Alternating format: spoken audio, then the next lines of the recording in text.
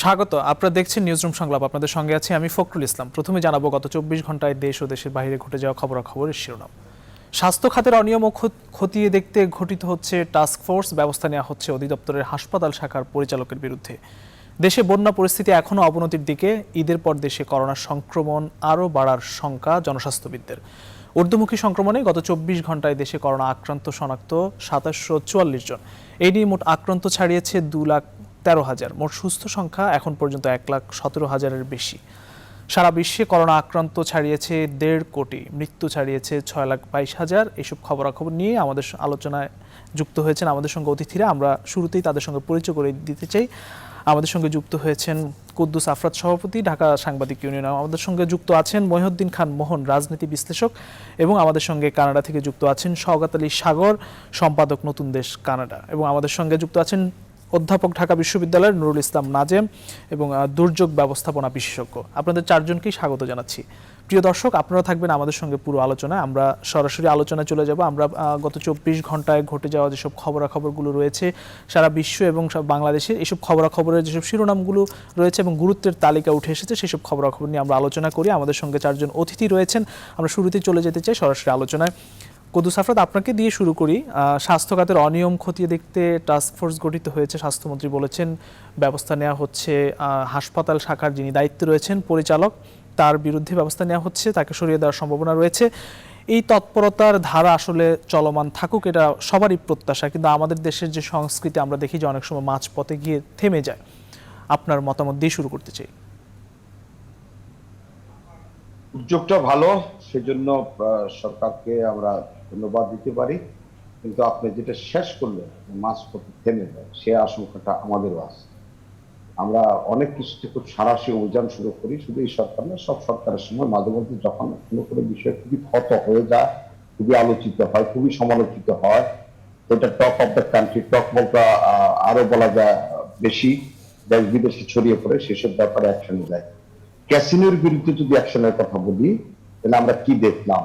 আমরা যদি রানা প্লাজার কথা মনে করি একটু, যে সবচেয়ে বড় একটা আলোচিত বিষয় ছিল দেশ বিদেশে, চার সাথে এখনো কিন্তু লাইনে দ্রুত বিচারে সেটা কিছুই করা যায় না এখন পর্যন্ত। সেটা ওই দৌড়াদৌড়ি লাল বিল্ডিং এর ইয়েতেই আছে, লাল ফাইলের ভিতরে আছে, আদালতে যাচ্ছে, শুনানি হচ্ছে, এই হচ্ছে, ওই হচ্ছে। আমাদের সুতরাং আইনের শাসন আমাদের এখানে বহাল আছে, কিন্তু আইনের শাসন কতটা কার্যকর হয়, কতটা গতিতে চলে, তার উপরে কিন্তু এখন রীতিমতো গবেষণা হওয়ার মতো বিষয় হয়ে দাঁড়িয়েছে। আমরা এই যে স্বাস্থ্য খাতের, তো কোভিড-19 এই দেশে আসার পরে স্বাস্থ্য খাতের দুর্নীতি বা স্বাস্থ্য খাতের অনিয়ম বা অব্যবস্থাপনা বা অদক্ষতা, এগুলা সবার চোখে মুখে পড়েছে।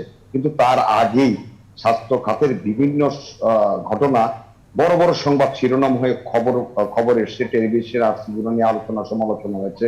আমরা খুব বেশি কিছু একটা দেখিনি। সেই সময় যদি হাত দেওয়া যেত, তাহলে আজকে এটা এইভাবে ছড়িয়ে পড়তো না। কোভিড-19 অর্থাৎ করোনা ভাইরাসের এই দুর্যোগের সময় যারা স্বাস্থ্য খাত নিয়ে ব্যবসা করেছে, করছে এখনো, তাদেরকে কিভাবে আটকানো যাবে, সেই ব্যবস্থাটা খুবই জরুরি। কিন্তু এখনকার কার্যক্রম দেখেও আমরা আশান্বিত হতে পারছি না। তবে আমি একটা থ্যাঙ্কস দিতে চাই মাননীয় প্রধানমন্ত্রীকে।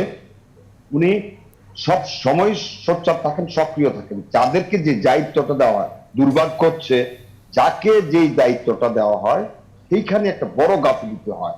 সপ্তাহ প্রধানমন্ত্রী করেন না, আমি আপনি বা অন্যদের মতো মানুষের এগুলা করি। আমাদের এখানে আমাদের দায়বদ্ধতাটা, অর্থাৎ কর্মকর্তা পর্যায়ে, সিভিল অ্যাডমিনিস্ট্রেশন বলেন, অন্যান্য অ্যাডমিনিস্ট্রেশন বলেন, বা নাগরিক পর্যায়ে, আমরা যারা নাগরিক আছি, আমাদের দায়বদ্ধতা আমরা কিন্তু খুব পরিপূর্ণভাবে পালন করি না, যেই কারণে আমাদের কোনো কিছুই শেষ করা যায় না। এটাও আমি বলছি, আপনি যেটা শেষে বললেন, শেষ হচ্ছে আমাদের দায়বদ্ধতা। আমরা আমাদের এই সংস্কৃতিতে একটা ঢিলেমি আছে, আলসামি আছে, উদাসীনতা আছে, তারপরে তো খারাপ খারাপ প্রভাব আছেই, যেটাকে প্রভাবিত করে অনেক সময় অন্যদিকে নদীর জল প্রবাহিত করে দেয়। তো সেই জিনিসগুলো মিলিয়ে আমি মনে করি কোভিড-19 পর যদি বাংলাদেশের মানুষের বা পুরো ওয়ার্ল্ডের মানুষের নৈতিক চরিত্রের উন্নতি না হয়, তাহলে আমাদের এই ধ্বংসকে ঠেকিয়ে রাখতে পারে। জি, থাকুন আপনি আমাদের সঙ্গে। মহিউদ্দিন খান মোহন, সরকার তো নিশ্চয়ই ইতিবাচকভাবেই, এটিকে আমরা ইতিবাচকভাবেই দেখতে চাই যে অব্যবস্থাপনার বিরুদ্ধে গত কয়েক সপ্তাহ ধরে যে আলোচনা সমালোচনাগুলো হচ্ছিল, অনিয়মগুলো উঠে আসছিল, সেগুলোর বিরুদ্ধে ব্যবস্থা নিচ্ছেন মন্ত্রণালয়। আমরা দেখছি মন্ত্রণালয় অধিদপ্তরের ভিতর থেকেও শুদ্ধি অভিযান পরিচালনা শুরু হয়েছে। কিন্তু এই সমস্যাগুলো কিন্তু দীর্ঘদিন ধরেই কিন্তু সমস্যাগুলো চলে আসছে। এখন আমরা দেখছি যে যারা স্বাস্থ্য খাতে অনিয়মের সাথে জড়িত রাঘব বোয়াল রয়েছে, যদি মিঠুর কথা ধরি, এইসব রাঘব বোয়ালদেরকে আসলে এখনো তারা ধরাছোঁয়ার বাইরে। এইসব বিষয় নিয়ে আসলে কি বলবেন আপনি? ধন্যবাদ। আপনি ওই শুরুতেই কুদ্দুস ভাইকে যখন বললেন যে টাস্ক ফোর্স গঠন করেছে সরকার এই সমস্ত দুর্নীতি বিষয়গুলো উদ্ঘাটন করার জন্য, ব্যবস্থা নেওয়ার জন্য, এ প্রসঙ্গে একটা পুরনো গল্প অনেকেই জানেন, আমার মনে পড়ে গেল। দুই বন্ধু চিড়িয়াখানায় বেড়াতে গেছে, তো একজন গন্ডারের পিঠে একটু ছুরি দিল, গন্ডার চলে গেল। তোর 3 দিন পরে আবার ওরা বেড়াতে গিয়ে দেখলো গন্ডারটা হাসছে। তো বললো, দেখছিস সেদিন সুরসুরি দিয়ে গেছি 3 দিন আগে, আজকেও হাসতেছি। কারণ কি, গন্ডারের চামড়া এত মোটা যে ওই সুরসুরিটা ওর শরীরে পৌঁছতে 3 দিন সময় লেগেছে। স্বাস্থ্যখাতের দুর্নীতি, অব্যবস্থাপনা এগুলো তো আজকে না, বা 2-1 সপ্তাহ আগের না। করোনার আক্রমণ শুরু হওয়ার পর থেকে এই খাতে স্বাস্থ্য অধিদপ্তরের বিরুদ্ধে যে মহা দুর্নীতিগুলো চলছিল, সেই সম্পর্কে পত্র পত্রিকায় আমাদের, আপনাদের টেলিভিশন নিউজে বারবার বলা হয়েছে। সরকারের গায়ে কি সুরসুরিটা লাগেনি তখন? তখন কেন ব্যবস্থা নেওয়া হলো না? আজকে ডিজি আবুল কালাম আজাদ পদত্যাগ করে কেন ওনাকে পদত্যাগ করার সুযোগ দেওয়া হলো? এই দুর্নীতিবাজ লোকটাকে, আমি কি সোজা বাংলায় বলবো, এই চোর, এই মহাচোরকে কেন সসম্মানে পদত্যাগ করার সুযোগ দেওয়া হলো? কেন তাকে সরাসরি বরখাস্ত করা হলো না? তার বিরুদ্ধে অনেক এভিডেন্স আছে। কেন? দুর্বলতা কোথায়? কেন স্বাস্থ্যমন্ত্রীকে জবাবদিহিতার মধ্যে আনা হচ্ছে না? আজকে দেখলাম আপনাদের টেলিভিশনের নিউজে স্কলে দেখলাম যে ওই পরিচালক হসপিটালকেও সরিয়ে দেওয়া হচ্ছে। সরিয়ে দেওয়া দিয়ে আরেক জায়গায় দেওয়া হবে কেন? কেন তাদেরকে বরখাস্ত করা হয় না? জাতির কাঁধে এই যে এই সমস্ত চিন্তাবাদের দৈত্য যে চেপে বসে আছে, তাদেরকে কেন জাতির কাছ থেকে সরিয়ে দেওয়া হচ্ছে না জাতিকে মুক্ত করার জন্য? আমাদের স্বাস্থ্য খাতকে কুড়ে কুড়ে যারা খেয়েছে এতদিন, সেই সমস্ত ব্যাড এলিমেন্টের বের করে তাদেরকে বিচারের আওতায় আসতে অসুবিধাটা কোথায়? আজকে টাস্ক ফোর্স গঠন করা হয়েছে, এবার আবার টার্মস এন্ড কন্ডিশন ঠিক করা হবে, লাগবে 2 সপ্তাহ। তারপরে টাস্ক ফোর্স কাজে নামবে, অনুসন্ধান করবে। এটা করতে করতে হয়তো আরো 6 মাস চলে যাবে।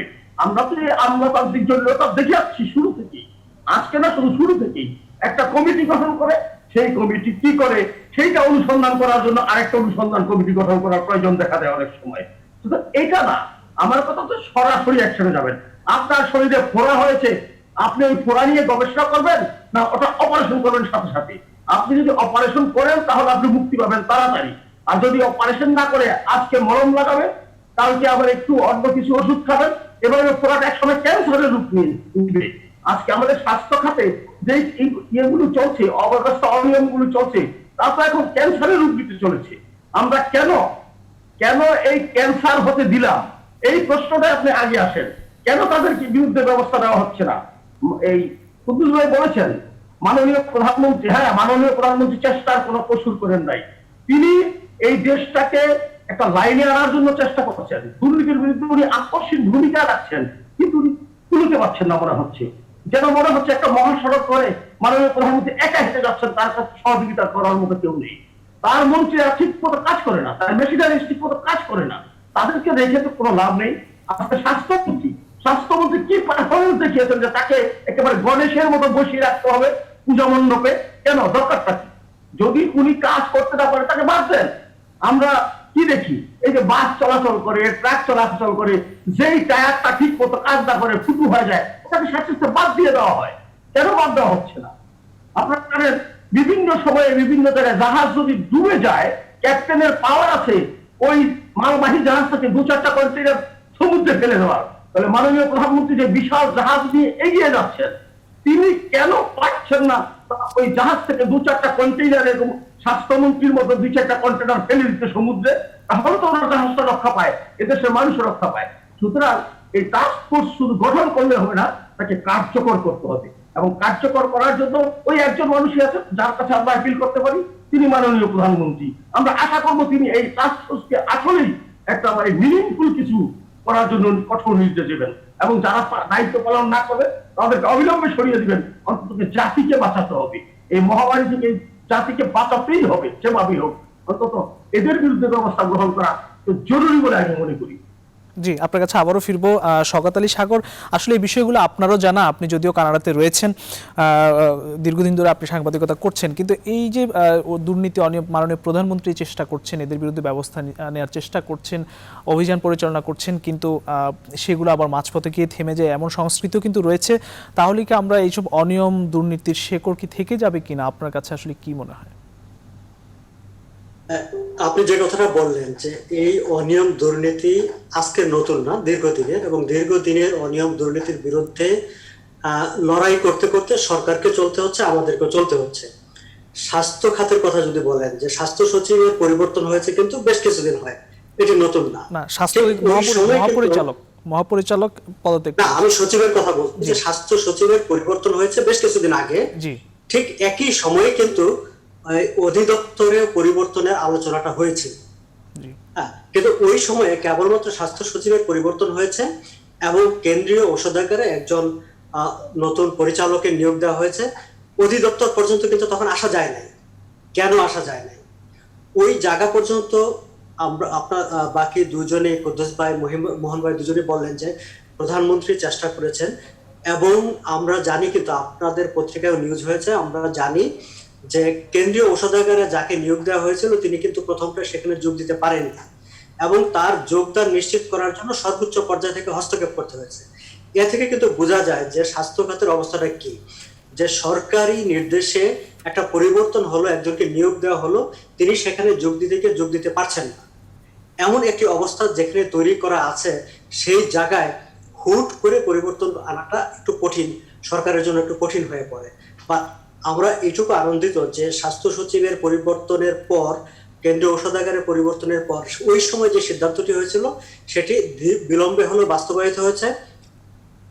আমি অবশ্যই, এটা হচ্ছে আইনের শাসন, যে কেউ অপরাধ করলে কেউ সে শাস্তি পাবে, তাকে সরিয়ে দেওয়াটা সেটি কি বলে, সেটি কিন্তু তাকে শাস্তি দেওয়া হলো না, সেটি বিচার না, সেটি কখনো কখনো পুরস্কারও হয়ে যায়। কিন্তু বাংলাদেশের বাস্তবতা যেখানে দীর্ঘদিন ধরে এমন একটি ভূজ্য তৈরি হয়ে আছে, সেখানে হুট করে কোথাও হাত দিয়ে সরকারের পক্ষেও অনেক সময় সেটা হিতে বিপরীত হয়ে যায়, ফলে অনেক সময় স্লো যেতে হয়। সেই সব দিক বিবেচনা করলে আমি মনে করি যে সরিয়ে দিয়ে যে পরিবেশটা তৈরি করা, একটা সুন্দর পরিবেশ তৈরি করা, সেই চেষ্টাটাকে আমরা স্বাগত জানাতে পারি। যে কারণে যে কেন্দ্রীয় ঔষধাগারে যে পরিবর্তনটি হয়েছে তার কিন্তু একটা ফল আমরা পত্রপত্রিকা এখন দেখতে পাচ্ছি, আমরা শুনতে পাচ্ছি।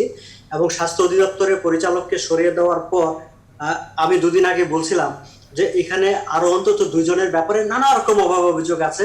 ঢাকার সাংবাদিক বন্ধুরা খোঁজ করলে কার নামে বেনামে হাসপাতালের ব্যবসা, স্বাস্থ্য ব্যবস্থা, চিকিৎসা ব্যবস্থা, অন্য ব্যবসায়ীদের সঙ্গে সম্পর্ক, এইসব অধিদপ্তরের কাদের কাদের আছে, এটি কিন্তু সরকারের সংস্থা, গোয়েন্দা সংস্থাদের কাছে যে তথ্য নাই তা কিন্তু না। ফলে দীর্ঘদিন তারা হয়তো পারে নাই, তথ্য প্রমাণের কারণে পারে নাই, কিন্তু যখন কোনো একটা পদক্ষেপের দিকে যায় আমি তখন আশাবাদী হই, আমি স্বাগত জানাই। আমি মনে করি যে এই জায়গাটাকে আমাদের হচ্ছে ওই সময় সরকারকে সমর্থন দেওয়া, যে অন্যায়ের বিরুদ্ধে যখনই কোনো ইনিশিয়েটিভ হয় আমরা সবসময় সমর্থন করি, সামনেও সমর্থন করব, এবং আমরা চাইবো সরকার স্ট্রংলি এই ইনিশিয়েটিভটা, যে প্ল্যানিংটা আরো কয়েক সপ্তাহ আগে হয়েছিল সেই প্ল্যানিংটা বাস্তবায়িত হবে, এবং স্বাস্থ্য অধিদপ্তর, স্বাস্থ্য খাত আস্তে আস্তে রাহুমুক্ত হবে।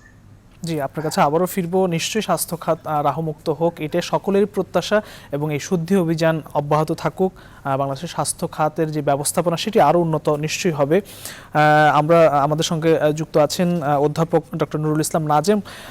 আপনি দুর্যোগ ব্যবস্থাপনা বিশেষজ্ঞ। বাংলাদেশে এখন আসলে বন্যা পরিস্থিতি অনেকটা অবনতির দিকে। জাতিসংঘের একটি সংস্থা OCHA বলছে এবারের বন্যা যেটি দীর্ঘমেয়াদী হওয়ার একটা আশঙ্কা তারা করছেন, কারণ যেভাবে আসলে পাহাড়ি ঢল নেমে আসছে এবং বাংলাদেশ আসলে অনেকটা নিম্নাঞ্চল, যেভাবে ধারাবাহিক বৃষ্টি হচ্ছে, এর কারণে আসলে তারা শঙ্কা করছেন যে প্রায় 98 বন্যার মতোই হতে পারে। আপনার বিশ্লেষণ, আপনারা যেহেতু এগুলো নিয়ে কাজ করেন, আপনার বিশ্লেষণটুকু আসলে জানতে চাই।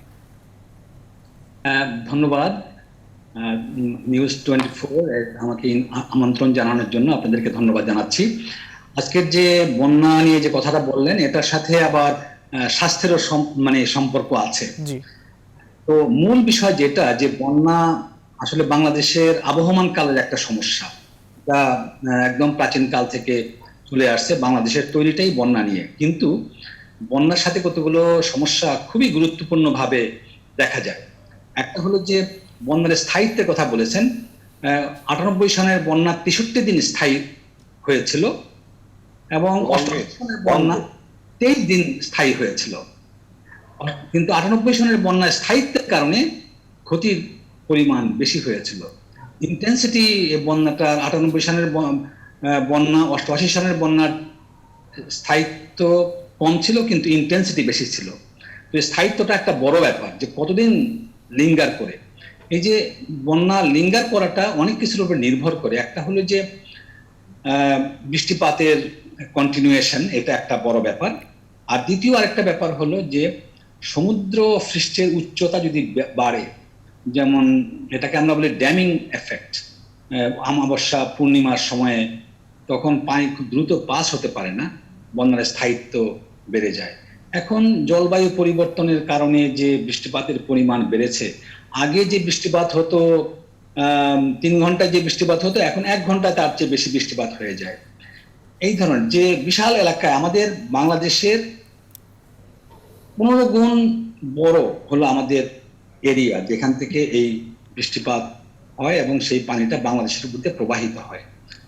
ভয়াবহ অবস্থা। এখন এই বছর বাংলাদেশের যে বন্যা কতদিন স্থায়িত্ব হবে, মানে এটা একজাক্টলি ওরকম বলা যাচ্ছে না। তবে এখন বাংলাদেশে বন্যার মানে ফোরকাস্টিং খুব ভালো আছে। আমরা অনেকদিন আগে থাকতে জানতে পারি যে বন্যা হবে, ব্যবস্থাপনাও ভালো। কিন্তু এই বছর একটু ক্রিটিক্যাল। এবছর এই জন্য যে করোনা সিচুয়েশনের কারণে এই মানুষগুলোকে একসাথে করা যাচ্ছে না, তারপরে স্বাস্থ্য খাতের যে অবস্থা, কোনো চিকিৎসা নাই, বন্যার সাথে খাদ্যের সমস্যা হয়, স্যানিটেশনের সমস্যা হয়, রোগ শোক বেড়ে যায়, নানা ধরনের ডায়রিয়া, তারপরে সর্দি কাশি জ্বর এগুলো বেড়ে যায়, তারপরে নদী ভাঙ্গন বেড়ে যায়, আর বাড়িঘর অবকাঠামো এগুলো ভেঙে যায়। এটার মাল্টি ডাইমেনশনাল মানে ক্ষতি। এর ক্ষতি নিরূপণ করলে হাজার হাজার কোটি টাকা, আমরা এটা জানি। এখন এই বাংলাদেশের এই বন্যা, যদি এই বন্যাটা যদি স্থায়িত্ব যদি বেশি হয়, তাহলে বাংলাদেশে খুব ক্ষতি হবে। আমাদের কৃষি নষ্ট হয়ে যাবে, মানে ফসলাদি নষ্ট হয়ে যাবে। এটা একটা বড়। 7-8 দিন 10 দিন সাধারণত নর্মাল ফ্লাডিং, আমাদের এরকম 1 সপ্তাহের মধ্যে আমরা বন্যা থেকে রিকভার করতে পারি। এটা আমাদের জন্য ব্লেসিং। প্রত্যেক বছরে আমাদের বন্যা হয়, কিন্তু এই 5 বছর 10 বছর পরে বড় বড় বন্যা হয়, এগুলো আমাদের জন্য অত্যন্ত মানে ক্ষতির কারণ। তো এখন বাংলাদেশে ব্যবস্থাপনা এটা একটা মানে দুর্বল দিক আছে। তবে অনেক সক্ষমতা বেড়েছে, আমাদের সরকার এবং জনগণ পর্যায়ে সচেতনতাও বেড়েছে, সক্ষমতা বেড়েছে। কিন্তু সমস্যা হলো যে এই যেটা এতক্ষণ আলোচনা করলেন আমাদের সম্মানিত অতিথিবৃন্দ, কিছু লোক এরা এতই স্বার্থপর, এতই স্বার্থবাদী, ইভেন বন্যা ব্যবস্থাপনা হোক, অন্য যে কোনো ব্যবস্থাপনা হোক, সেখান থেকে তারা বেনিফিট নেয়, সাধারণ মানুষের কাছে সহযোগিতাগুলি পৌঁছায় না। এটা আমাদের জন্য এটি আসলে সবচেয়ে বড় সমস্যা। এটি আসলে আমাদের জন্য সব ক্ষেত্রে আসলে আমরা দেখি ব্যবস্থাপনার জায়গাটুকুতে আসলে অনেক অনিয়মের ঘটনা উঠে আসে। আমরা আপনার কাছে ফিরবো। আমরা একটু সারা বিশ্বের যে করোনা পরিস্থিতি তার একটি চিত্র আমরা তুলে ধরতে চাই। আমার হাতে এখন পর্যন্ত যে বিষয়গুলো রয়েছে, সারা বিশ্বে এখন পর্যন্ত করোনা ভাইরাসে সর্বমোট আক্রান্তের যে পরিসংখ্যান, সেটি আমরা দেখতে পাচ্ছি যে 1.5 কোটি ছাড়িয়েছে আজকে পর্যন্ত। প্রায় 1,52,20,438 জন মোট আক্রান্ত শনাক্ত সারা বিশ্বে, এবং মৃতের সংখ্যা 6,22,492 জন। এটি ছিল মৃতের সংখ্যা, এবং সর্বমোট সুস্থ হয়েছে প্রায় 1 কোটির কাছাকাছি 91,94,775 জন। এটি ছিল মোট পরিসংখ্যান, এবং বিশ্বের বিভিন্ন দেশগুলো পরিসংখ্যান আক্রান্ত এবং শনাক্তের যে পরিসংখ্যানে সর্বোচ্চ স্থানে রয়েছে যুক্তরাষ্ট্রে আজও 404 জন মৃত্যুবরণ করেছে, এবং সেখানে গত কয়েক ঘন্টায় 24,000-এর বেশি মানুষ আক্রান্ত শনাক্ত হয়েছে। এখন পর্যন্ত আসলে প্রায় 1.5 লাখের কাছাকাছি মৃতের সংখ্যা যুক্তরাষ্ট্রে, এবং আক্রান্তের সংখ্যা 40 লাখের বেশি। সেটি গতকালও প্রায় 39 লাখ ছিল, আজকে 40 লাখ ছাড়িয়েছে। এরপরে আসলে দ্বিতীয় অবস্থানে ব্রাজিল 231 জন গত কয়েক ঘন্টায় মৃত্যুবরণ করেছে এবং 11,000-এর বেশি মানুষ এখানে আক্রান্ত হয়েছে। 81,000-এর বেশি মানুষ মৃত্যুবরণ করেছে সর্বমোট ব্রাজিলে এবং 21 লাখের বেশি মানুষ মোট আক্রান্ত। ভারতের অবস্থান আসলে তৃতীয় পর্যায়ে রয়েছে, কারণ আপনারা জানেন যে দক্ষিণ এশিয়া এখন করোনা সংক্রমণ আমেরিকার পরেই এখানে পৌঁছে গেছে এবং ঊর্ধ্বমুখী সংক্রমণের একটি পরিস্থিতি বিরাজ করছে। বাংলাদেশ, ইন্ডিয়া এবং পাকিস্তান এই তিনটি দেশে সবচেয়ে বেশি অবস্থা খারাপ পরিস্থিতি। গত কয়েক ঘন্টা আসলে ইন্ডিয়াতে এখন পর্যন্ত মৃতের সংখ্যা অনেকটাই বেশি, সেখানে 1117 জন মৃত্যুবরণ করেছে এবং সেখানে আক্রান্তের সংখ্যাও বেশ বেশি, সেখানে 43,000-এর বেশি মানুষ আক্রান্ত হয়েছে এবং সর্বমোট ইন্ডিয়াতে মৃত্যুবরণ করেছে 29,000-এর বেশি মানুষ। এখন পর্যন্ত 12 লাখের বেশি মানুষ আক্রান্ত ইন্ডিয়াতে। এই ছিল আসলে সর্বমোট সারা বিশ্বের বিভিন্ন দেশ তালিকার সর্বোচ্চ অবস্থানের যেসব আক্রান্ত এবং শনাক্তের পরিসংখ্যান সেটি, এবং বাংলাদেশের যদি পরিসংখ্যান বলি সর্বমোট এখন পর্যন্ত বাংলাদেশে মোট আক্রান্ত আপনারা জানেন যে 2,13,254 জন এবং মৃতের সংখ্যা 2,751 জন। সুস্থ হয়েছে এখন পর্যন্ত সর্বমোট 1,17,202 জন। এই ছিল সারা বিশ্ব এবং বাংলাদেশের মোট করোনা শনাক্ত এবং মৃতের পরিসংখ্যান। একটু আলোচনায় ফিরতে চাই, কুদ্দুস আফরাদ আপনার কাছে আসতে চাই। ঈদের পর করোনা সংক্রমণের হার বাড়ার আশঙ্কা করছেন জনস্বাস্থ্যবিদরা, যেটা এখন আসলে যদি পার্সেন্টেজ বলি শতকরা 22 থেকে 25% সংক্রমণ আমরা দেখছি ওঠানামা করছে। সংক্রমণ ঠেকাতে মাস্ক পরাও বাধ্যতামূলক করেছে, তারপরও এখনও অনেকে সেটি আমরা রাস্তাঘাটে বের হলেই দেখি যে অনেকেই মানছেন না। আসলে আপনার এই বিষয়ে যদি কিছু বলার থাকে। সংক্রমণের হার কিন্তু ঈদের পর না এখনো যেটা আছে সেটা বাড়ছে। আমরা 19.something 18.something 20 এরকম ছিল। আমাদের এখন পরীক্ষার হার কমেছে কিন্তু সংক্রমণের হার কিন্তু আমরা বেড়ে গেছে। সুতরাং এটা সামনে বাড়বে, কারণ ঈদের সময় যেভাবে চলাচল হবে, যেভাবে পশু বেচা কেনা হবে, মানুষের গ্যাদারিংটা হবে, এটা অন্য সময়ের তুলনায় বাড়বে। সে আশঙ্কা থেকে আসলে আমাদের স্বাস্থ্য বিশেষজ্ঞ এই আশঙ্কা করেছে। কিন্তু আবার আমরা যদি পুরো ওয়ার্ল্ডের কোভিডের যে চরিত্র দেখি সেই চরিত্র অনুযায়ী আগস্ট থেকে আমাদের এখানে কমার কথা, আমরা আগের যে ধারণা ছিল সেই অনুযায়ী আমাদের একটু কমে আসার কথা, কিন্তু এখন পর্যন্ত আমরা সেই লক্ষণ দেখছি। বিষয়টা হচ্ছে তারপরেও কমুক বা বাড়ুক, আমরা যে কাজটা করতে হবে সেটা হচ্ছে স্বাস্থ্যবিধি খুব কড়াকড়ি ভাবে মানতে হবে। কিন্তু আমরা এটা দিনকে দিন, একটা দিন পার হচ্ছে তো আমরা একটু উদাসীন হচ্ছি। এই উদাসীনতা কেন সেই প্রশ্ন আমার নিজেরও আছে। আমরা সর্বত্র অর্থাৎ সাধারণ মানুষ যারা আছে, খেটে খাওয়া মানুষ, তাদের ভিতরে যেরকম উদাসীনতা লক্ষ্য করছি, আমরা যারা উচ্চ স্তরের মানুষ আছে তাদের মধ্যে উদাসীনতা রক্ষা হচ্ছে। একটা দিন পার হয়ে যাওয়া মানে উদাসীনতা আরো বেড়ে যাওয়া। রাস্তাঘাটে গতকাল যে চিত্র ছিল, পরশুর যে চিত্র ছিল, আজকের চিত্র একটু ভিন্ন। আমরা রাস্তাঘাটে সেই স্বাভাবিক অবস্থায় যেটুকু জ্যাম দেখেছি একই অবস্থা আছে। অর্থাৎ এখন বাংলাদেশে বিশেষ করে ঢাকা মানুষের মধ্যে আতঙ্কটা খুব কম আছে, কিন্তু আমরা প্রতিদিন মৃত্যুর হার দেখতেছি, অন্যান্য কিছু দেখতেছি। মাস্ক নিয়ে যে নির্দেশনা জারি করা হয়েছে এটা এখন তো হচ্ছে আবেদন নিবেদন পর্যায়ে আছে, এছাড়া তো আর করার কিছু নেই। মাস্ক তো আসলে মুখে পরিয়ে দেওয়ার কিছু না। প্রথম বিভিন্ন বাহিনী বা সংস্থার তরফ থেকে মাস্ক মানুষকে সরবরাহ করা দেওয়ার জন্য এখন প্রত্যেকেরই মুখে দেওয়ার মতো মাস্ক আছে, কিন্তু সেটা মুখে না থেকে মুখের নিচের অংশে থুতুনিতে, যেটা খুবই খারাপ, স্বাস্থ্যের জন্য আরো খারাপ হয়। তার কারণ হচ্ছে আমাদের ঘাম অন্যান্য জীবনে কিন্তু আমাদের এই গলার এই পাশেই জমে। আমরা এইটা এখানে রাখি, কখনো কখনো এটাকে টান দিয়ে নাকের উপরে বসিয়ে দিই। এই জিনিসটা আরো বিপদ। এখন এটা একজন চিকিৎসক যখন বলেন তখন এটা কিছুটা মানুষ বিশ্বাস করে, আমি বললে বিশ্বাস করবে না। তো আমাদের মাস্ক ব্যবহার এবং হাত ধোয়া বা বজায় রাখা এটা আমাদের কঠোরভাবে পালন করতে হবে। কিন্তু এটাও সত্য, বাংলাদেশের প্রেক্ষিতে এই যখন পশু কুরবানির হাটে কেউ যাবে বা কুরবানি উপলক্ষে বিভিন্ন বাজার সবাই করবে, রাস্তাঘাটে বেরোবে, এটা মেনে চলা সম্ভব হবে না। এই জায়গাটা মানুষ যতটা সচেতন হবে, আমার মনে হয় আমাদের এই সংক্রমণের হার ততই কমিয়ে আনা যাবে। জি, আপনার কাছে আবারও ফিরবো। মহিউদ্দিন খান মোহন, আপনার কাছে আসছে যে আমরা আসলে স্বাস্থ্য খাতের অনিয়ম নিয়ে কথা বলছি বারবারই, কিন্তু অন্যান্য আরও যেসব খাতগুলোতে আমরা এর আগেও দেখছিলাম যে অনিয়মের চিত্র উঠে আসছিল, সেসব খাতগুলো কি আসলে আড়ালে পড়ে যাচ্ছে কিনা, বা সেসব তাদের বিরুদ্ধে ব্যবস্থা আড়ালে পড়ে যাচ্ছে কিনা? যেমন আমরা কিছুদিন আগে দেখলাম কৃষি সম্প্রসারণ অধিদপ্তরের একটি বটির দাম 10,000 টাকা, এভাবে তাদের যে রান্নার যেসব তৈজসপত্র সেগুলোর কিন্তু বাড়তি দাম দিয়ে তারা আসলে বিল করেছেন। স্বাস্থ্য মন্ত্রণালয়ের সঙ্গে অন্যান্য খাতগুলো কি নজর দেওয়া উচিত কিনা, কি বলবেন? ধন্যবাদ। আসলে ওই যে একটা প্রবাদ বাক্য আছে না, যে সর্বাঙ্গে ব্যথা ওষুধ দিব কোথা। আপনি যদি খাত ওয়ারি অনুসন্ধান করতে যান, তাহলে প্রত্যেকটা খাতে আপনি এইরকম মহা দুর্নীতির ইতিহাস, মহাকাব্য রচনা করতে পারবেন। এই দুর্নীতি রন্ধ্রে রন্ধ্রে দুর্নীতি ঢুকে গেছে, টপ টু বটম, কেউ বাদ নেই। জুনিয়র হচ্ছে সিনিয়র করে আমি দোষটা করলাম, আর সিনিয়র হচ্ছে জুনিয়ররা সবাই লুটে পড়ে যাচ্ছে, তাহলে আমি তো বস, আমি পাবো না কেন? এবং এই যে আপনি বটির কথা বললেন, একটা বটির দাম 10,000 টাকা ধরা হয়েছে, একটা পর দাম দেওয়া হয়েছে 37.5 লাখ টাকা। কুতুস ভাই জীবনে শুনছেন এরকম? আমরা শুনি নাই এরকম হরিলুট। একটা কথা, হরিলুটের বাতাসা বাংলাদেশটা, পলট পালট করে দে মা, লুটে পুটে খাই, এই অবস্থা। কি করবে সরকার বা সরকার প্রধান, যেখানে প্রতিটি অঙ্গ প্রত্যঙ্গ দুর্নীতিতে জর্জরিত? এখন কথা হলো যে আপনি যেটা বললেন যে অন্যান্য খাতগুলো চাপা পড়ে যাচ্ছে।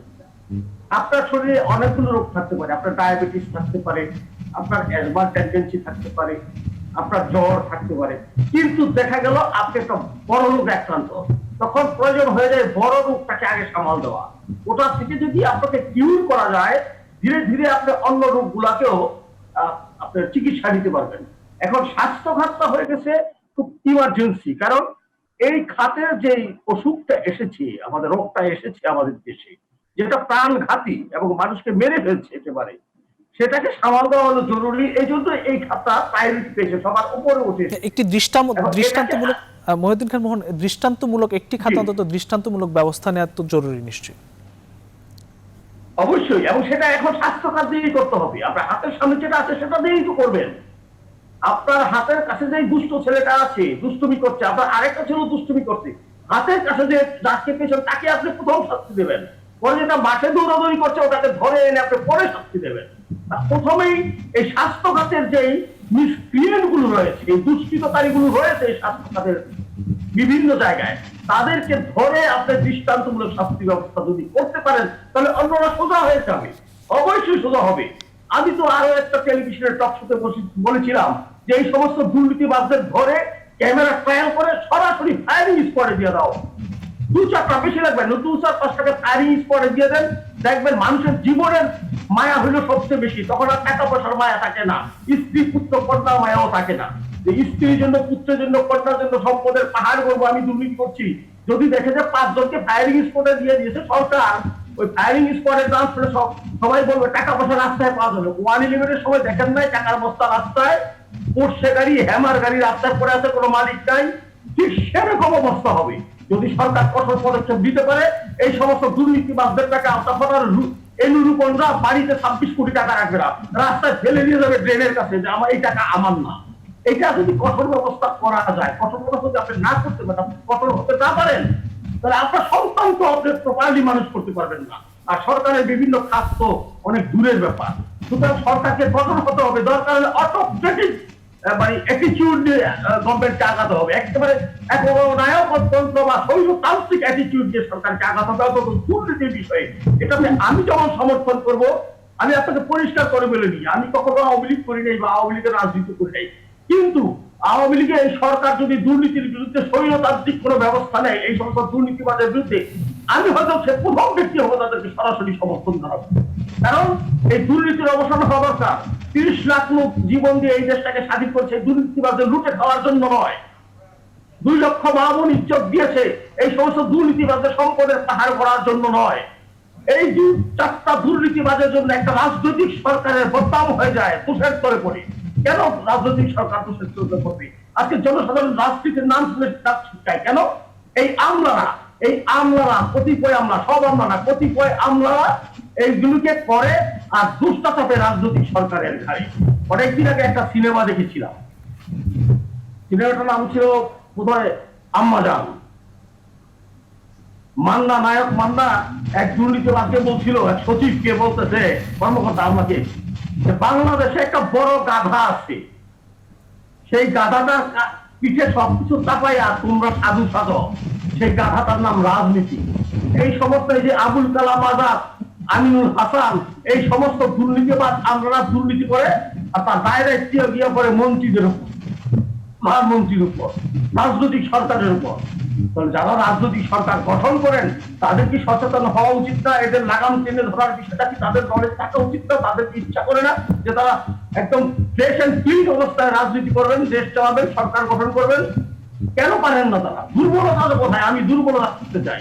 রাজনৈতিক সরকারের দুর্বলতার জন্যই এই সমস্ত দুর্নীতিবাজ আমলা রাম রাজত্ব কায়েম করছে সারা দেশে। তাদের কাছে কেউ কিছু বলতে পারে না। আপনি বলেন, সেদিন আপনাদের একটা টেলিভিশনে নিউজ দেখলাম, তথ্য দেখলাম, এই 21 তারিখে কয়েকজন মানে ডাক্তার এবং তারা আমলাও ছিলেন, পুরা দোষ মিডিয়ার উপর চাপিয়ে দিলেন, পুরো দোষটা মিডিয়ার উপর চাপিয়ে দিলেন। মিডিয়া কেন অনুসন্ধান করে দুর্নীতির খবর বের করে না? মিডিয়া কেন অনুসন্ধান করতে যাবে? অনুসন্ধান তো করবে সরকারের যারা আছে, অনুসন্ধান করার জন্য তারা বের করবে, মিডিয়া সেটাকে ফলো আপ করবে, জনগণকে জানাবে, জনগণকে সতর্ক করবে। কিন্তু সৈয়দ মুদাচ্ছর আলী সাহেব একেবারে বলেই ফেললেন যে মিডিয়া পয়সা গেছে। What is this? এটা কোনো কথা হলো? মিডিয়া যাবে এখন গোয়েন্দাগিরি করতে? কখনো না। এমনি আমি বলতে চাই যে সরকারের বিভিন্ন পয়েন্টে যে দুর্নীতিবাজ আমলা আছে তাদেরকে বেছে বেছে একেবারে উকুন বাছা করে বের করতে এই সুযোগ, এটাই সুযোগ, করোনা এই সুযোগটা করে দিয়েছে। এটাকে উপলক্ষ করে প্রত্যেকটা দুর্নীতিবাজ আমলাকে যে যেখানে তাকে ধরে শাস্তি দিতে হবে।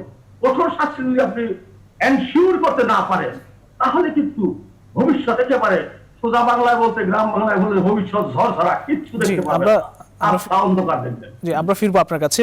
শওকত আলী সাগর, বিশ্বের বিভিন্ন দেশে প্রবাসীরা ঝুঁকিতে রয়েছেন, যেমন সবচেয়ে বেশি ঝুঁকিতে যেন তাদের কর্মসংস্থান সবচেয়ে বেশি ঝুঁকিতে রয়েছেন। অপরদিকে বাংলাদেশের ভাবমূর্তিও কিছুটা ক্ষুণ্ণ হয়েছে ইতিমধ্যে। কারণ হচ্ছে আপনি জানেন যে ভুয়া যে টেস্ট রেজাল্ট নিয়ে গিয়ে বিভিন্ন দেশে আসলে বাংলাদেশের যে ভাবমূর্তি ক্ষুণ্ণ হয়েছে, এই একটি বিষয় রয়েছে। এই বিষয়গুলি নিয়ে আসলে যে আপনার কোনো মতামত থাকে, আপনার মতামত জানতে চাই।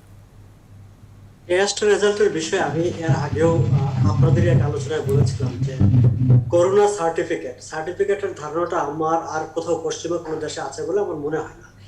এই কারণে মনে হয় না যে এটি আসলে আপনি আজকে আমি যদি টেস্ট করে যাই, আমি আগে যাওয়ার পথে রাস্তায়ও আমি সংক্রমিত হতে পারি। এখন ইতালিতে যে ঘটনাটি ঘটেছে সেখানে আমি আমার নিজের দেশের কূটনৈতিক ব্যর্থতা আমি অনেক বেশি দেখি, এই কারণে যে যেই পরিমাণ করোনাতে মানে বাংলাদেশকে যেভাবে আলোচনা এসেছে ইতালির ঘটনার পরে, বাঙালি সংক্রমিত হার সংখ্যাটা কিন্তু অত বেশি ছিল না যতটা ওদের পত্রিকায় ওদের স্থানীয়ভাবে সেখানে বসবাস করা মানুষের সংক্রমণের হার তার চেয়ে তো আরো বেশি ছিল। কিন্তু যে কোনো কারণে হোক বাংলাদেশ আক্রমণের শিকার হয়েছে এবং তার বিরুদ্ধে বাংলাদেশ শক্তভাবে দাঁড়াতে পারেনি। আমাদের ওখানে দূতাবাস যারা আছে তারা এটা ভালোভাবে হ্যান্ডেল করতে পারেনি।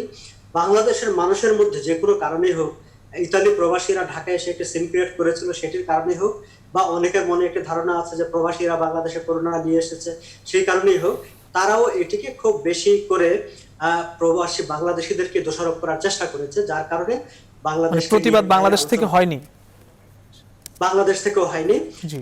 ফলে এখন আমরা যদি আমার দেশকে মানে যেই ঘটনাটা সত্যি সত্যি আমি দায়ী সেটি নিয়ে অবশ্যই আমি কথা বলবো। স্বাস্থ্য অধিদপ্তরের দুর্নীতি নিয়ে আমরা কথা বলছি, কিন্তু যে জায়গায় আমার দোষ নাই সেটা যখন আমার কম দোষ সেটা যখন আমার উপর চাপিয়ে দেওয়া হয়, সেটাকে যদি আমি প্রোটেস্ট না করি তাহলে সেটি কিন্তু বাইরে চিহ্নিত হয়ে যায়। কিন্তু এই যে সনদের ব্যাপার, সার্টিফিকেটের ব্যাপার, সরকার কি কারণে সিদ্ধান্ত নিয়েছে আমি জানি না, সেটি কিন্তু সামনে সরকারকে আরো বেশি প্রশ্নবিদ্ধ করবে, বাংলাদেশের ভাবমূর্তিকে আরো বেশি প্রশ্নের সম্মুখীন করবে, সেটি বৈজ্ঞানিক কারণে।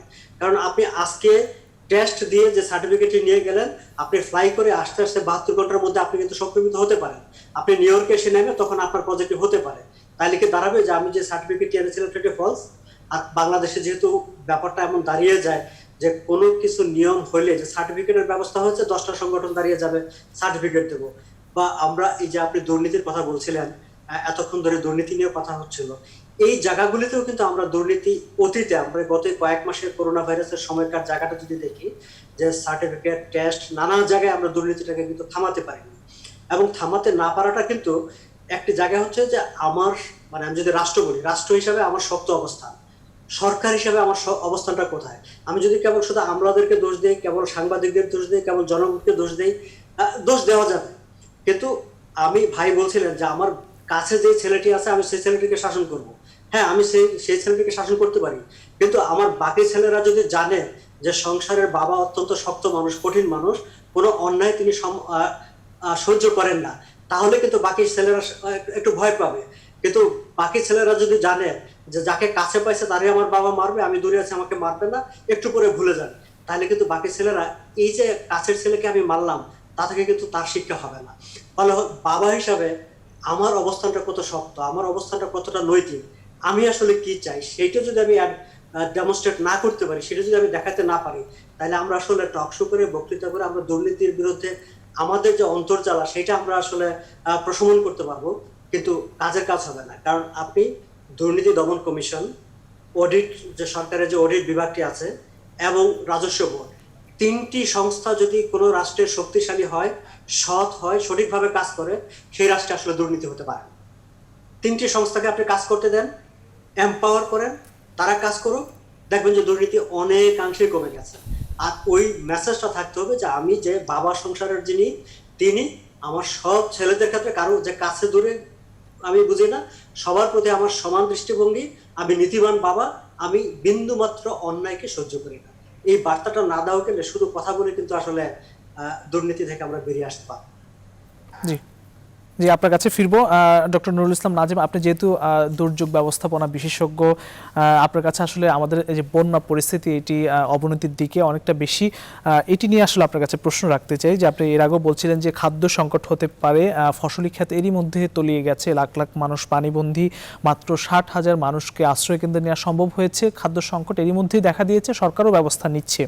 আসলে দীর্ঘমেয়াদী যদি হয় বন্যা, তাহলে আসলে মোকাবেলাটা কিভাবে সম্ভব, আপনার পর্যালোচনা জানতে চাই। ধন্যবাদ। আবার এখানে যে জনাব মোহন খান যে কথাগুলো বললেন, আসলে ওনার কথাগুলো উনি জোরে সোরে বলেছেন, এই কথাগুলো বাংলাদেশের অধিকাংশ মানুষেরই মনের কথা। আসলে আমাদের এই যে সুশাসন, এটা ততদিন না পর্যন্ত আমরা প্রতিষ্ঠা করতে পারবো, ততদিন পর্যন্ত কিন্তু আমাদের কোনো উন্নতি আসলেই হবে না। এখন এই যে বন্যার কথা বললেন, বন্যা বাংলাদেশে আবহমান কাল ধরে নতুন কিছু না, বন্যা আমাদের সব সময় হয়। এবছর বন্যাটা একটু মারাত্মক হচ্ছে, কিন্তু এখানে যদি আমাদের সুশাসন বা সুষ্ঠু ব্যবস্থাপনা না থাকে, তাহলে এই জনগণ সাফার করবে, কষ্ট পাবে, অনেকে মারা যাবে, অনেকের সহায় সম্বল সবকিছু নষ্ট হয়ে যাবে। এখন কিভাবে এটা ব্যবস্থাপনার মধ্যে যদি চিন্তা করি, বন্যার সাহিত্যের একটা ব্যাপার আছে, পানির উচ্চতার একটা ব্যাপার আছে, কেমন আরেকটা ব্যাপার হলো বিস্তৃতি, কতখানি এলাকা জুড়ে। অলরেডি 24টা জেলায়, 18টি জেলায় না, তবে এটা আরো বাড়বে, নিম্নাঞ্চলগুলো আস্তে আস্তে প্লাবিত হবে। এখন ফরিদপুর, মাদারীপুর, রাজবাড়ী এগুলোতে ঢুকবে, পানি আস্তে আস্তে বাড়বে। এখন এই যে বন্যা, এটা যদি স্থায়িত্ব অনেকদিন হয়, যদি বৃষ্টিপাতের পরিমাণ না কমে, সাগরের পানির স্লোপের ব্যাহত হয়, তাহলে এটা লিঙ্গার করবে। এখানে সহায়তা দান করা এটা অত্যন্ত জরুরি একটা পদক্ষেপ। বন্যা ব্যবস্থাপনা আমাদের দেশে, আমি আগেই বলেছি যে সক্ষমতা আমাদের এখন অনেক বেড়েছে। এবছর সিচুয়েশনটা একটু ডিফারেন্ট, করোনার কারণে একটু ডিফারেন্ট, কিন্তু সরকার যদি যথেষ্ট সাহসিকতার সাথে, সহযোগিতার সাথে এবং দুর্নীতিমুক্ত ব্যবস্থাপনায় যদি এই বন্যা ব্যবস্থাপনা করতে চায়, তাহলে কিন্তু এরা একটু ভালোভাবে হয়তো থাকতে পারবে। এখানে কি দরকার? এখানে দরকার হলো যে তাদের আশ্রয় কেন্দ্রে নিয়ে যাওয়া। এখন তো অনেক ঘর বাড়ি তারা থাকতে পারছে না, তারা কোথায় রান্না করবে, কোথায় খাবে? আশ্রয় কেন্দ্র, সেখানে আবার স্বাস্থ্যবিধি মেনে চলতে হবে করোনার কারণে। তো এটা বিশাল একটা ব্যবস্থাপনা, এতগুলো মানুষ এফেক্টেড হয়েছে। এই বিশাল ব্যবস্থাপনার ক্ষেত্রে অনেক লোক ইনভলভ হতে হবে, দুর্নীতিমুক্ত হতে হবে, মানুষের দরদ থাকতে হবে যে আমি হ্যাঁ এই কাজটা করব এবং ভালো করে করব। তাহলে এদেরকে অনেকটা নিতে ভালো। লং টার্মে যদি আমরা চিন্তা করি, তাহলে যে লং টার্মে আমাদের জনগণের সক্ষমতা বাড়াতে হবে। ইনফ্রাস্ট্রাকচার, বন্যা মোকাবেলা করে এই ধরনের ইনফ্রাস্ট্রাকচার তৈরি করতে হবে। বাড়িঘরের ডিজাইন চেঞ্জ করে বাড়িঘরগুলো একটু ভাঙাচোরা বাড়িঘর না করে প্লিন্থ লেভেল হাই করে সেটা করতে পারে। তো এটা আছে। তারপরে কৃষি রক্ষা করার জন্য আজকাল আমাদের কৃষিবিদরা অনেক ধরনের ভ্যারাইটি বের করেছেন যেগুলো বন্যার মধ্যে টিকে থাকে। তো সেগুলোর প্রচলন আরো বাড়াতে হবে। তো নানা ধরনের বন্যা ব্যবস্থাপনার মেকানিজম আমাদের আছে, কিন্তু কোনো কিছুই আমাদের এখানে সাস্টেইনেবল হচ্ছে না। সাস্টেইনেবল হচ্ছে না এই কারণে যে এখানে সুশাসনটা ভালো না, সুশাসনের সমস্যা। এই সুশাসন যতক্ষণ না পর্যন্ত আমরা আনতে পারবো ততক্ষণ পর্যন্ত আমরা কোনো কিছুই মানে ফল ভোগ করতে পারবো না। এই বন্যার সাথে যে স্বাস্থ্য খাত সাংঘাতিক ওতপ্রোতভাবে জড়িত। এখন বন্যায় অসুস্থ হয়ে তো কোনো হসপিটালে যাবে না, গেলেও তাকে অ্যাডমিট করবে না, তাকে চিকিৎসা করবে না। কি ভয়াবহ অবস্থা! মানুষ টয়লেটে যেতে পারছে না, রান্না বাড়া করতে পারছে না, তো আশ্রয় কেন্দ্র সাফিসিয়েন্ট নাই। এগুলোর প্রয়োজন আছে, অবকাঠামো তৈরি করতে হবে। এবং বন্যা আমাদের এখানে হবে না এমন নয়, হবে, কিন্তু সেটাকে ভালো ব্যবস্থাপনার মধ্যে আমাদের নিয়ে আসতে হবে। এখানে এখন প্রযুক্তি এত সুন্দর হয়েছে, প্রযুক্তি বেড়েছে, ব্যবস্থাপনার অনেক ক্ষেত্র আছে যেগুলো খুব সুন্দর ব্যবস্থাপনা করা যায়। বন্যা আসলে কোনো সমস্যা তৈরি করতে পারতো না যদি আমাদের ব্যবস্থাপনাটা সেরকম ভালো থাকতো। জি, আপনার কাছে আমরা ফিরবো, আমাদের সময় একদম শেষ পর্যায়ে। আমরা হয়তো আরো একবার আপনার কাছে ফিরতে পারবো। আসলে সুশাসনের কথা বলছেন, বারবার জোর দিচ্ছেন নুরুল ইসলাম নাজিম, এবং ব্যবস্থাপনার কথা বলেছেন কুদ্দুস আফরাদ। আপনার কাছে শেষ প্রশ্ন, আসলে এই যে বন্যার মধ্যে মানুষ মানবতর জীবনযাপন করছে, সরকারের পাশাপাশি আসলে যারা আমরা বিভিন্ন দুর্যোগে দেখি সাধারণ মানুষ বা যারা বড় বড় ব্যবসায়ী রয়েছেন তারাও কিন্তু এগিয়ে আসেন, সাধারণ মানুষও এগিয়ে আসেন। এটা নিশ্চয়ই তো এগিয়ে আসা উচিত। আপনার একদম শেষ মন্তব্য যদি 1 মিনিটে শেষ করেন। আমি একটু এইখানে ভিন্নমত পোষণ করি। আমাদের বাংলাদেশের যে সংস্কৃতি, আমরা কিন্তু বিপদে আবার খুব একে অপরের জন্য ঝাঁপিয়ে পড়ি। এই নিকট অতীতে আমপানের মতো একটা দুর্যোগ অর্থাৎ ঘূর্ণিবায়ু আমাদেরকে টাচ করে গেছে। সেই সময় করোনা আরো প্রভাব বা প্রকট ছিল, কিন্তু দেখা গেছে যে সেই অবস্থায় আমাদের ব্যবস্থাপনায় কোনো ত্রুটি ছিল না। আমরা এখন দুর্যোগ মোকাবেলায় বাংলাদেশ অনেক সক্ষমতা অর্জন করছে। মানে এই ক্ষেত্রে আমি ততটা হতাশ না। আমি যে জায়গাটা হতাশ সেটা হচ্ছে যে উনি স্বাস্থ্য ব্যবস্থা, এখানে স্বাস্থ্য ব্যবস্থা রিলেটেড যেটা করেছে, অর্থাৎ বন্যায় যে গ্যাদারিং গুলো হবে, এক জায়গায় দীর্ঘ সময় মানুষের বসবাস করতে হবে, সেই জায়গাটা আমি একমত। এটা কতটা সম্ভব হবে, কিন্তু এটাও সত্য বাংলাদেশের মানুষ একজনের বিপদে আরেকজনের ঝাঁপিয়ে পড়ে রক্ষা করে। এটা হচ্ছে অন্যান্য ইউরোপে দেখবেন না, আমেরিকায় দেখবেন না, এখানে এটা প্রবল ভাবে আছে। অর্থাৎ যেহেতু আমরা সমাজবদ্ধ বাস করি, আমরা পারিবারিক গণ্ডিটা এখনো অনেক বড় রাখি, সেই জন্য হচ্ছে এই জায়গায় আমি খুবই আশাবাদী। তবে সব মিলিয়ে করাপশন একটা জিনিস আছে। বন্যা যখন দীর্ঘমেয়াদী হয়, বন্যাকে মোকাবেলা করার জন্য সরকারের তরফ থেকে যেসব পদক্ষেপ বা যেসব ত্রাণ বা অন্যান্য কিছু বিতরণের ব্যবস্থা করা, এই জায়গাটা যদি একটু স্বচ্ছ হয়, তাহলে আমরা আশা করব যে বন্যা মোকাবেলা বলেন, অন্যান্য কিছু বলেন, এই জায়গাটা আমরা ভালোই পাই। জি, ধন্যবাদ মহিউদ্দিন খান মোহন। আপনার কাছে আসলে শেষ প্রশ্ন, করোনা সংক্রমণ ঊর্ধ্বমুখী, সামনে ঈদ, করোনা সংক্রমণ আরো বাড়ার একটি আশঙ্কা রয়েছে। সরকারও কিন্তু মাস্ক পরিধান বাধ্যতামূলক করেছেন। আমরা কতটা সতর্ক হতে পেরেছি আপনার কাছে কি মনে হয়? 1 মিনিটে যদি শেষ করেন। 1 মিনিটে শেষ করবো। সতর্ক আমরা সাধারণ মানুষ মোটেও না, কেউ সতর্ক না। আমি শুধু একটা উদাহরণ দিয়ে শেষ করতে চাই। আজ মানে গত 8টায় একটা নিউজ দেখছিলাম একটা টেলিভিশন চ্যানেলে, সেখানে রিপোর্টার প্রশ্ন করলো এক ছেলেকে যে ভাই আপনি মাস্ক পরেননি কেন? মাস্ক পরে কি হবে, করোনা আমাদের কাছে কাছে আসতে পারবে না। কেন পারবে না? আমরা বোম্বাই মরিচ খাই, বোম্বাই মরিচের কাছে করোনা কিছুই না। এটা যখন একটা দেশের সাধারণ মানুষের অ্যাটিটিউড, তাদের ধারণা যে বোম্বাই মরিচ খেলে আর করোনা ধরবে না, সেখানে মাস্ক পরিয়েই বা কি করবেন? আপনার কোয়ারেন্টিনে রেখেই বা কি করবেন? সামাজিক দূরত্বের বিধি মানতে নির্দেশ দিয়ে ব্যক্তি করবেন, কিন্তু মানবে না, মানেনি আশ্চর্য। দেখাতে পারবেন কেউ স্বাস্থ্যবিধি মেনে চলাফেরা করেছে বা করছে? করে না। করে না এই জন্য যে তারা উদাসীন, নিজেদের সম্পর্কে উদাসীন। তো যে জাতি নিজেরাই মরতে চায়, তারা তো তাদেরকে বাঁচাবে কি? ওই একটা পড়েছিলাম হুমায়ুন আহমেদের একটা বইয়ে, যে কোথায় যেন একটা পাখি আছে, পূর্ণিমার রাতে তারা ঝাঁকে ঝাঁকে আত্মাহুতি দিতে চায়। যে আমাদের শেষ করতেই হবে। মাস্ক ছাড়া যারা রাস্তায় বেরোয় স্বাস্থ্যবিধি মেনে না, আমার মনে হয় তারা যেন আত্মাহুতি দেওয়ার জন্য রাস্তায় বেরোচ্ছে, যত্রতত্র ঘোরাফেরা। জি ধন্যবাদ। তো এদেরকে সতর্ক করা জি বলা হচ্ছে। ধন্যবাদ শওকত আলী সাগর, আপনার কাছে আসলে আপনার শেষ মন্তব্য জানতে চাই, বিশ্বে করোনা সংক্রমণ কতটা মোকাবেলা করতে পেরেছে বা পারছে এই বিষয়ে, এবং ভ্যাকসিন নিয়েও একদম 30 সেকেন্ডে যদি আপনি বলেন শেষ মন্তব্য। ভ্যাকসিন নিয়ে এখন তো বেশ আশাবাদী হওয়ার মতো কয়েকটি খবর আছে। অক্সফোর্ডের ভ্যাকসিনটি নিয়ে, তার বাইরে ফাইজারের একটি ভ্যাকসিন নিয়ে গতকালকে মার্কিন যুক্তরাষ্ট্র $1.95 বিলিয়ন একটা চুক্তি করেছে, তারা সেটি কিনতে চায়। চীনের একটি ভ্যাকসিন, এটি নিয়ে আমরা আগেও কথা বলেছি, সেটি তারা আসলে ব্যবহার করছে। কানাডার সঙ্গে একটি চুক্তি হয়েছিল, শেষ মুহূর্তে তারা সাপ্লাই দেয়নি, চুক্তিটা এখনো বহাল আছে। তো 3-4টি ভ্যাকসিন কিন্তু মোটামুটি খুবই কাছাকাছি জায়গায় আছে। ফলে ভ্যাকসিন আসবে, বা সেটা হয়তো আগামী বছর নাগাদ, এই সেপ্টেম্বর পর্যন্ত কিছু ভ্যাকসিন চলে আসবে, কিন্তু সবাই পেতে পেতে আগামী বছর নাগাদ চলে যাবে। বাট সেই জায়গাটাই হচ্ছে সরকারের প্রস্তুতির ব্যাপার আছে। প্রত্যেকটি রাষ্ট্র নিজেরা নিজেদেরকে প্রস্তুত করছে, কানাডা, আমেরিকা, যুক্তরাজ্য, যুক্তরাষ্ট্র। বাংলাদেশেরও শুধু ভ্যাকসিনটা পেলেই তো হবে না, ভ্যাকসিনটা দেওয়ার জন্য আরো কিছু ব্যাপার থাকে, সেই জায়গাগুলোকে সরকারের আগে থেকে একটু ভাবার ব্যাপার আছে। জি আমাদের শেষ করতে হবে। বাংলাদেশের সেই প্রস্তুতিটা নেওয়া জি আমি একদম ডক্টর নুরুল ইসলাম নাজিম আপনার কাছে একদম 30 সেকেন্ডের জন্য আসতে চাই যে করোনা এবং বন্যা মোকাবেলা করে বাংলাদেশ এগিয়ে যাবে, প্রত্যাশার জায়গা আপনি 30 সেকেন্ডে যদি আপনার শেষ মন্তব্য করেন। আমি একটা কথা বলতে পারি যে লং টার্মে যদি আমরা বন্যা ব্যবস্থাপনা এগুলোর দিকে যাই, আমাদের সারা দেশের একটা ভূমি ব্যবহার পরিকল্পনা লাগবে লং টার্ম।